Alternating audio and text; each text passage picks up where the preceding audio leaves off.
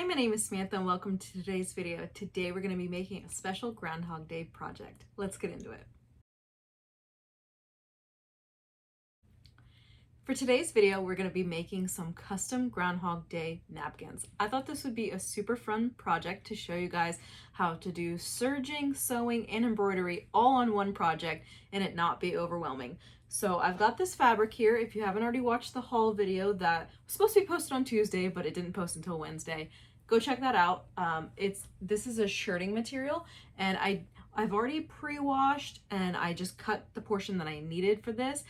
So we're gonna go ahead and cut this down, serge it, buy the embroidery file, put the embroidery file on the sewing machine, get it embroidered, and then sew it up, and then we'll be done with this project.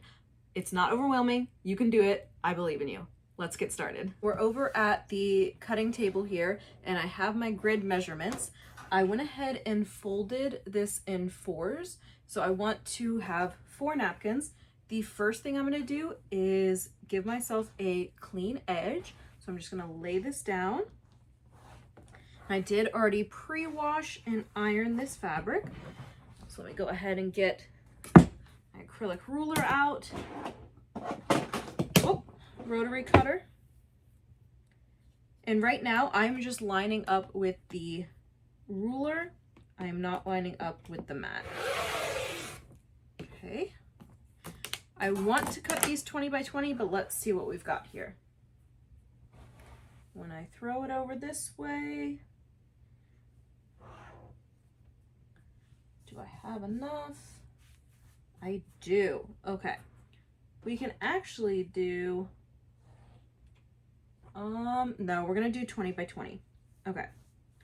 And 20 by 20 sounds a little large, but I do like to make my napkins at least 15 by 15, if not bigger. So we're cutting at 20. I'm actually just gonna rotate my mat and I'm gonna hold on to it.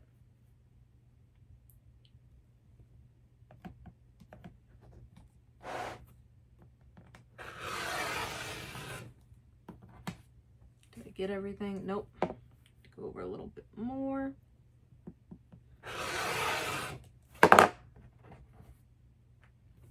Okay.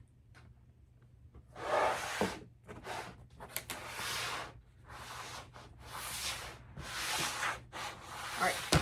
I'm right-handed, so doing this side's a little tricky. I was trying to not pick up the project, but that's okay. I mean, they're just napkins, so it's not the end of the world if they're not perfectly straight. But I'm going to do my best to cut them straight. All right. Square up to 20.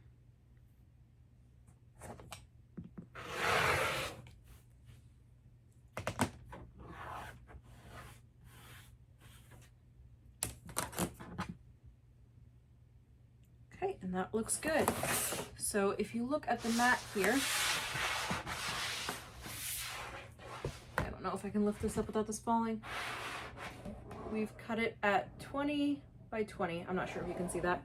Okay, next step is I'm just gonna go ahead and serge around the 4 edges. So let's go get the serger set up. I've got my Brother 1034D loaded with gray thread. It doesn't matter what color the thread is in this project because it's going to get covered up. So I'm just going to take each one, start at the corner, and then go all the way around.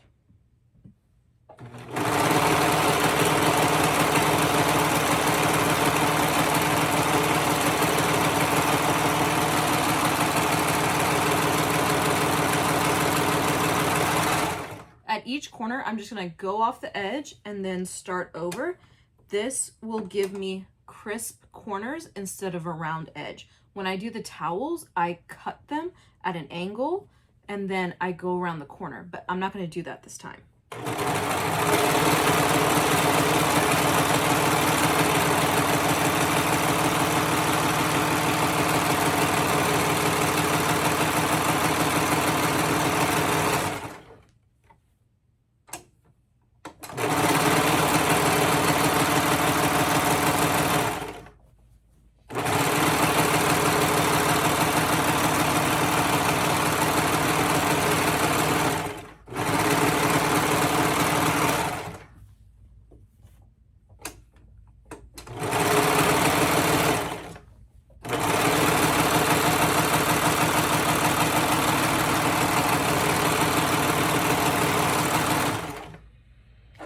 go ahead and cut this thread. I have a pair of little scissors.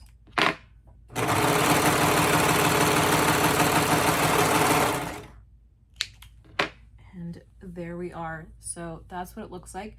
And I just wanted to do this to prevent any warping of the fabric. Plus, when we go to finish off the napkin, we already have a clear, even measurement, which will help us not have to do an ironing step. And I'm just gonna go ahead and cut off all of these little dollops. It's good to have like a little dish or bowl. I love getting these at the thrift shop. I just have this little bowl here to collect my thread trash.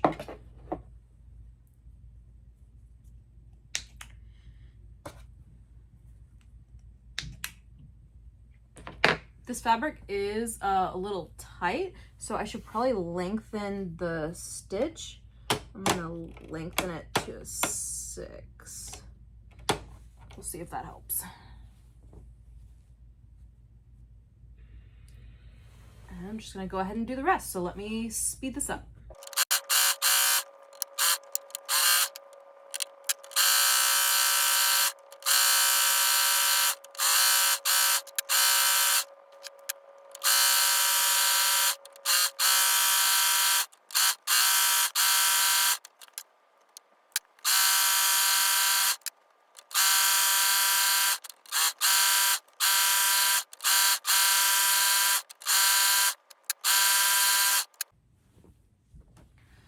Alrighty, we are all done serging, so we can go ahead and put the serger away. And I did have the blade off. I typically don't use the blade on most of my projects to just allow it to last longer. Plus, with a project like this, we already cut it accurately, so we don't need to waste the blade. But I'm gonna go ahead and get the sewing machine out as well as the embroidery arm, and we will get started on the embroidery. Alrighty, here we are in Etsy. I'm gonna go ahead and type in Groundhog Day embroidery file. Did I not spell that right? Embroidery file. And here are all the results that pop up. So then you're just gonna pick the one that you like. I think, oh, that one's really cute. This one right here, that's really cute. I think either this one or this one. I think this one. So I'm gonna go ahead and add to cart. And then I'm gonna go ahead and check out. Okay, so now what I need to do is go to myself, to my purchases, and then look at this item, and it says check your email for a download link or use your desktop or mobile browser to download it directly. And I don't think it's going to let me do it here on the phone. Okay, I hope the quality of this is all right. Sorry, my laptop is so loud. I'm going to go ahead and click my account, purchases. Right here is the file we want. I'm going to click download files. And then right here, you can see that there's a download button, and I downloaded it. It's a zip file.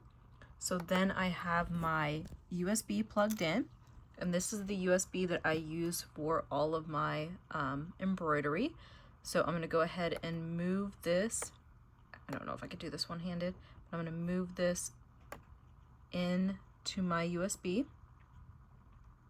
So now I can remove my USB and put it in the sewing machine. Okay, I forgot an important step here. So since this is a zip file, I need to make sure to extract all. And this might take a minute to extract the zipped file. Let's go ahead and extract.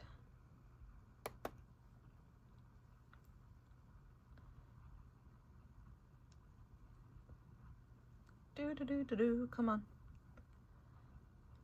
Oh wow, that wasn't that bad. Okay, so now we should be able to get it to work. So on my machine here, I'm gonna look right here at the USB, this guy right here. Here is the image. The pattern is too large for the extra large embroidery frame. Oh, lovely. Does this not even work with my machine? Oh my God. Okay, 1 second. Okay, let me show you where I messed up. So right here in the item details, I should have checked this. Right here, it says the hoop size needs to be a 5x7. So this is not going to work with my machine. My machine hoop size is 4x4. So I need to find a different file. Let's go back. Let's try this again. Ground hog embroidery design. Maybe just this guy. 4x4. That is so frustrating, but whatever. Okay. Apply this discount. Okay, let me go ahead and check this out, get this loaded onto the USB, and we'll try this again. Alrighty, now that we have the proper file, we can get started on the embroidery of our napkins. And that being said, I am not going to leave a bad review, nor am I going to ask for a refund, because it is my fault that I did not read the description. I do wish you would have put 5x7 and 4x4 in the title, but that's neither here nor there. What I need to do to turn my sewing machine into an embroidery machine is 2 important things. 1, I have the embroidery arm, and 2, I need to put the embroidery foot. So that is this guy right here. So I'm gonna take off the detachable tray, just go ahead and slide this on, and then I will use my little screwdriver, and I need to change out the foot. I'll show you guys that up close. What else we need to do is pick our thread. So I have my thread organized in these containers. I love these containers. I think they are so beautiful. I have 2 of them. Hopefully it don't fall. I love having the embroidery thread sorted like this. It's so beautiful. And I have this little card that tells me what all the colors are. So we have just our little groundhog guy. So let's see here. What would be the best color? Maybe deep gold. That is 214. 214, 214, 214. 214, 214. Yes, I think that this will look really nice. So we're gonna do deep gold. I'm gonna go ahead and thread this guy like normal when the time comes. And then for the bobbin, I personally just use regular thread in the bottom. In the bobbin, either black or white. In this case, I'm going to use white. The other thing we need to do is prep our fabric. So I have tearaway stabilizer. You can either get tearaway or what's it called? Tearaway or water soluble, I think is the other one. So what I'm going to do here is take my napkin, fold it in 4s, because I know I want my design in one of the quadrants. And then I am going to take my embroidery hoop. I really need to get a embroidery hoop that's like magnetic, would be really nice. So I'm going to take the hoop. There's 2 pieces. This side that hooks onto the machine goes on the bottom, and then the other piece goes on top. And what I'm going to do here is I'm just going to put it in at an angle. And to be consistent, I am just going to push it up here. If we were trying to get it in an exact spot, I also have this piece here.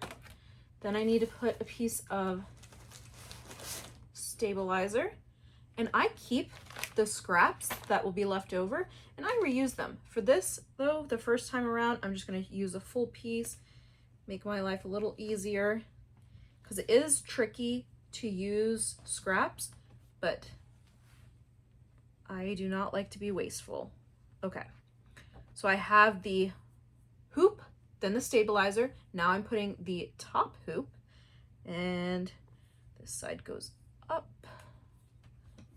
Okay, you're gonna use a little pressure there to get it in. So now our design will go right in this spot, and I can make sure that the rest of my napkin is out of the way. If you want, you could, like, I don't know, put a hair tie or a claw clip or pins or something to keep the rest of this fabric out of the way. You also want to make sure that the fabric in the hoop, it doesn't need to be like super tight, but it does need to be a little taut. So mine here, I'm gonna pull it a little to make it a little tighter here. And then the last step is to take our little screwdriver, and I like to give it like maybe 1 or 2 twists. Again, it should be tight. So now what I need to do is bring you closer and show you how I'm going to change out the foot. Let me start off by saying I do not recommend that you do this with your machine on. I'm only doing it so that we can have additional light so you can see better. I'm going to take this off. Oh, duh, that's my needle. Didn't mean to do that, but get rid of this. Sorry, I'm trying to hold the phone and do this one-handed. I'm going to take this off. Okay.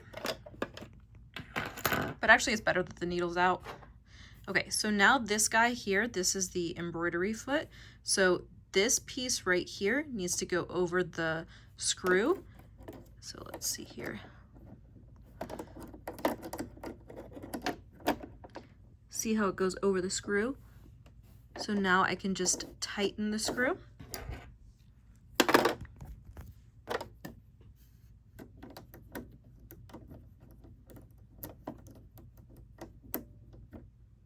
Okay, now I need to put that needle back in. I can't do that one-handed though. I need to hold the needle and tighten the screw at the same time.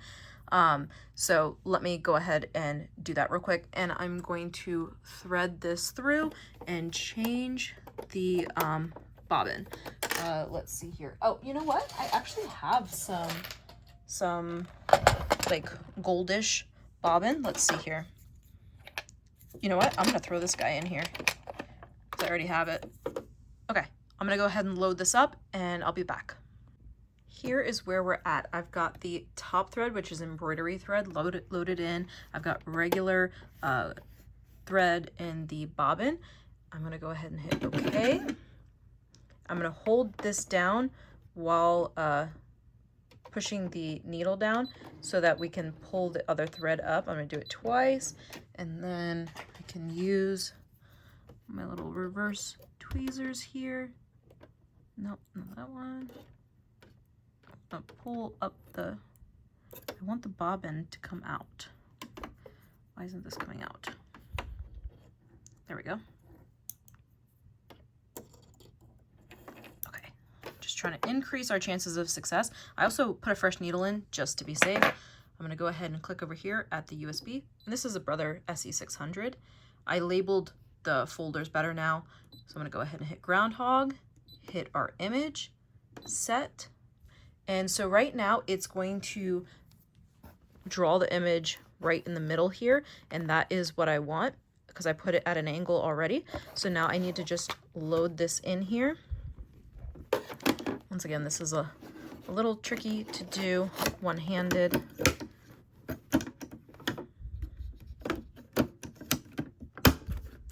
Got to make sure everything is out of the way. Okay, now what we could do is hit end edit. If we press this, it'll show us the area.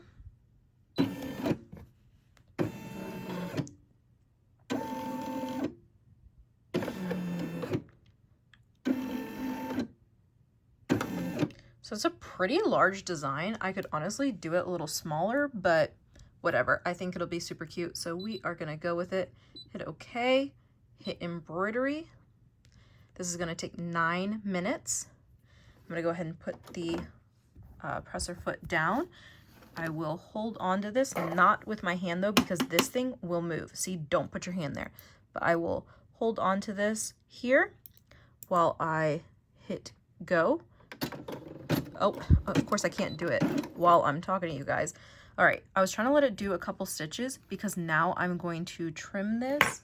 Where are my scissors? Here are my scissors.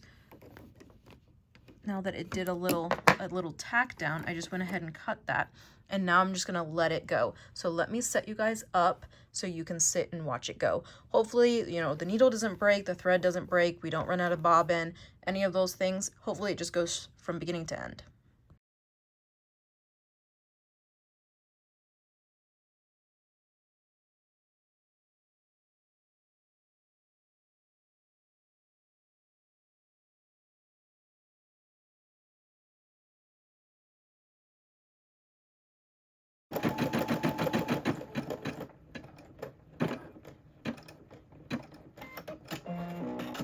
Okay, let's go ahead and pop the design out.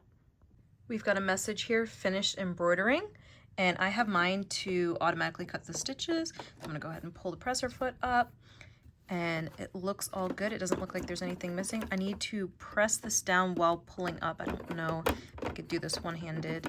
Let me get this out. Okay, now I'm gonna go ahead and pull this forward.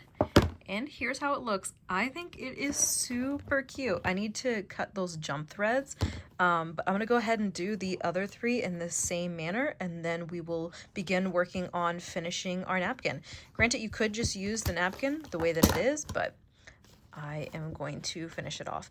And I love like the size. I think it's a really cute size. But you see what I mean? That there's so much more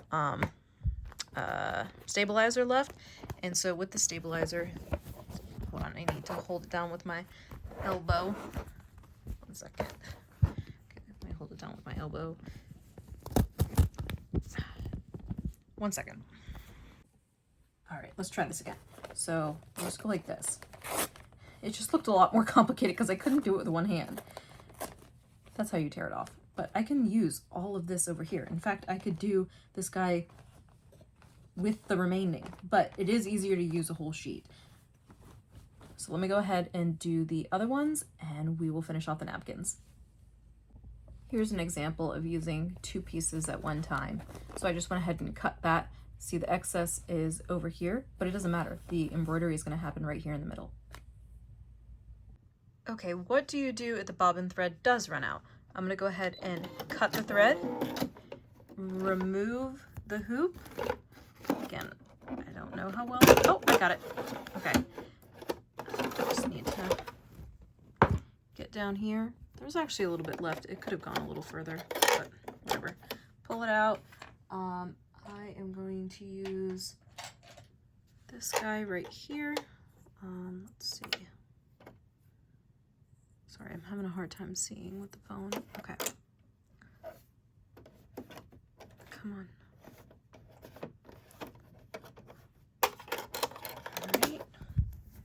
And I'm going to go ahead and load this back up.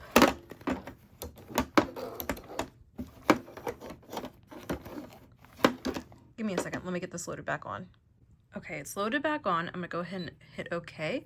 Then I'm going to go down here into the stitches, and I'm going to go back 10, 20 stitches.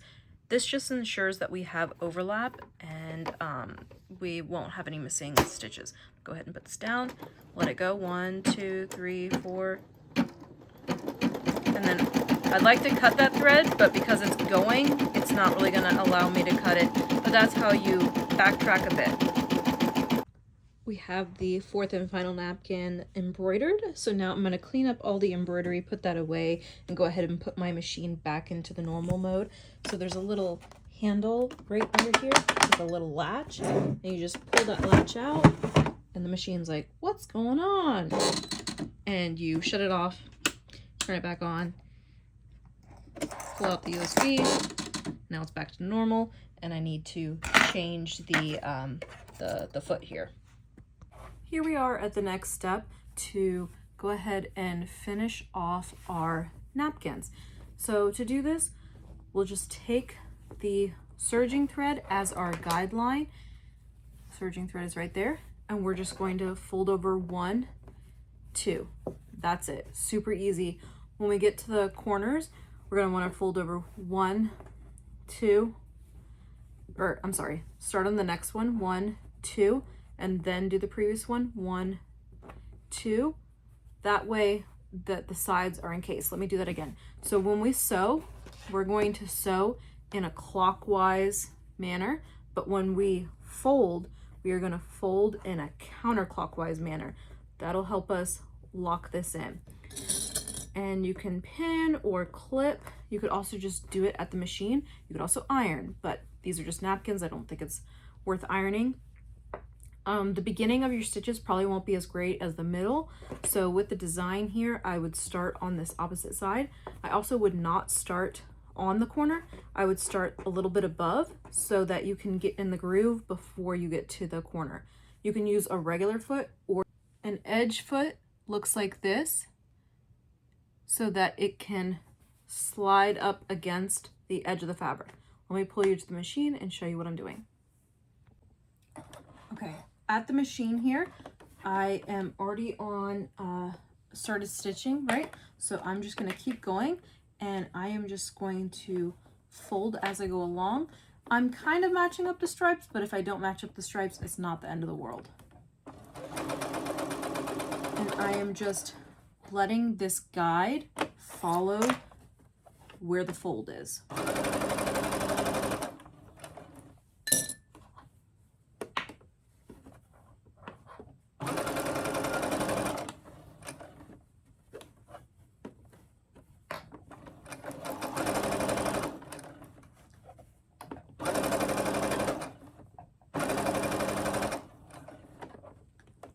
So coming up on the corner here, I'm going to have the next side folded first and then fold the current side.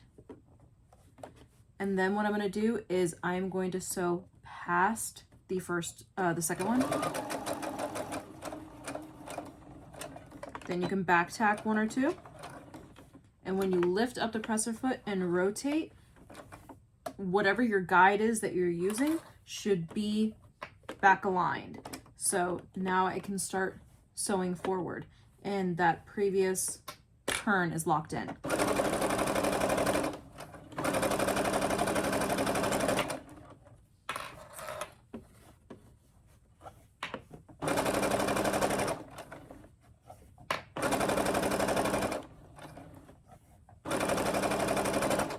All right, once again here, we are folding the upcoming side, and then we are folding the current side.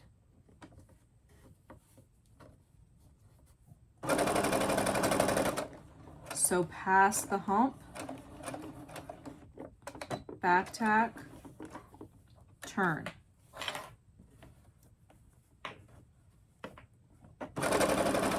And lifting and turning will give you a much straighter a much straighter edge.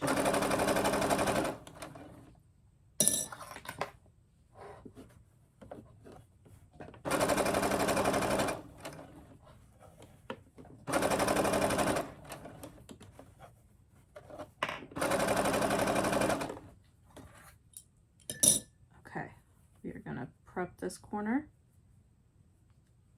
the upcoming side, then the current side.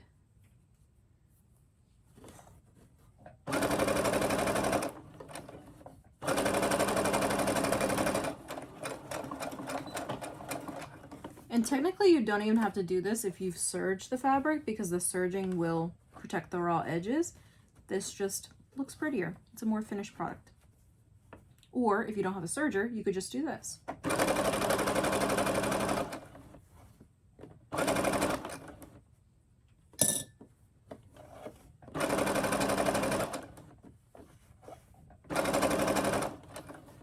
Okay, this is cool. So right here, this is the first corner that I did. So see how this part's already done? So this is just going to fall into place. See how it's already rolling? And I did not back tack at the beginning because I'm just going to go over that same spot.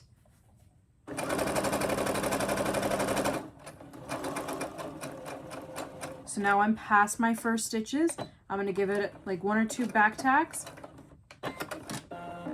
and cut it. And this is where we began and ended the stitches. So I'm gonna go ahead and do that with the other ones, and we will take a look at all of them all together. This is what it's looking like. We are all done. Here are the napkins. I think they turned out super cute. I like the little groundhog guy. I like how I did the gold so it was really subtle, and I still have a ton of this fabric left over, so I want to make sets of 4 of all the holidays. I think that'd be super cute. And I actually like that it doesn't have the Happy Groundhog Day words on it, because now I can make like the other ones in the set and just put like a little bunny and like fireworks, things like that. And I think that'd be so cute. It's like, oh, which napkin is yours? Oh, I'm using the little groundhog. I don't know. I think that'd be so cute. They are definitely not perfect, but they are done, and done is better than perfect. Plus, these are just to wipe your hands and wipe your face, so who cares? The done product here, so we cut 20 by 20. The done product is 18 by 18, right? Yeah, 18 by 18. Like I said, I would not recommend cutting your fabric anything smaller than a 15 by 15 because it is quite small.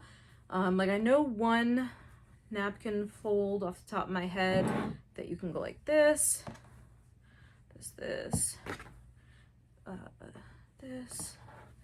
this. So you can make like little napkin decorations. If you do anything smaller than 15 by 15, you can't really do any napkin folds. So that's why I would recommend that. But let me know what you guys think in the comments down below.